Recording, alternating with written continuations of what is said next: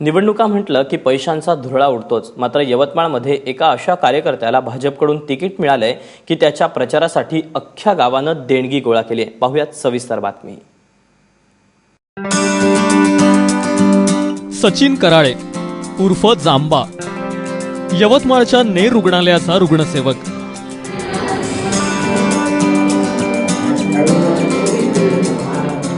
नेरच्या पंचायत समितीच्या निवडणुकांसाठी जांबाला भाजपाकडून तिकीट मिळालंय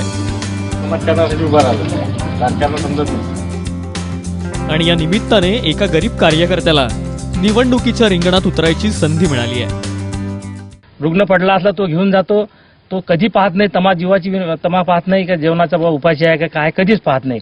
सतत तो त्या कार्यात राहतो गरीब जनतेच्या, हेच त्याची पावती आहे आणि म्हणून त्याचा तो याच्यामध्ये तो सर्वात जास्त त्याचा पर्सेंटेज निघालेला आहे का बाबा तो सर्वात जास्त मताने निवडून येईल म्हणून। जांबाचं हे असं कुडा मातीचं घर, शिवाय त्याच्याकडच्या संपत्तीचेही सगळे रकाने शून्य।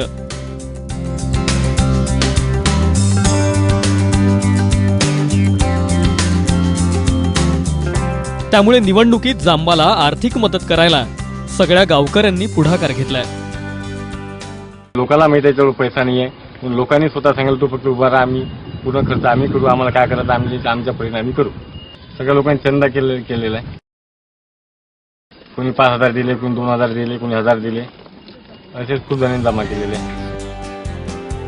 एकीकडे पैशाच्या धुरळ्यात निवडणुकांची रणधुमाळी चाललेली असताना जांबासारख्या सामान्य उमेदवाराला तिकीट मिळणं म्हणजे कार्यकर्त्यांसाठी सुगीचे दिवस म्हणायला हरकत नाही। कपिल शामकुवर, एबीपी माझा, यवतमाळ।